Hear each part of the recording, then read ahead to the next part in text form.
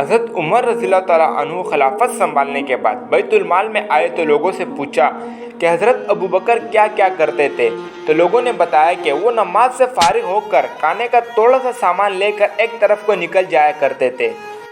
آپ نے پوچھا کہ کہاں جاتے تھے، لوگوں نے بتایا کہ یہ نہیں پتا، بس اس طرف کو نکل جاتے تھے۔ آپ رضی اللہ تعالیٰ عنہ نے کھانے کا سامان لیا اور اس طرف کو نکل گئے، لوگوں سے پوچھتے ہوئے کہ حضرت ابوبکر کس جگہ جاتے تھے۔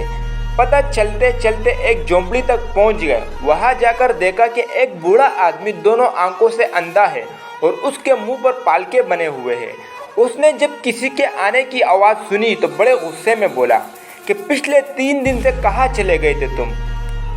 آپ رضی اللہ تعالیٰ عنہ خاموش رہے اور اس کو کھانا کھلانا شروع کیا تو اس نے غصے سے کہا کہ کیا بات ہے، ایک تو 3 دن بعد آئے ہو اور کھانا کھلانے کا طریقہ بھی بھول گئے ہو۔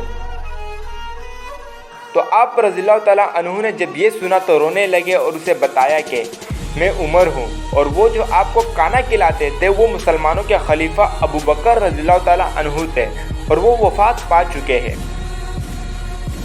جب اس بوڑھے شخص نے یہ بات سنی تو کھڑا ہو گیا اور کہا کہ اے عمر، مجھے کلمہ پڑھا کر مسلمان کر دے۔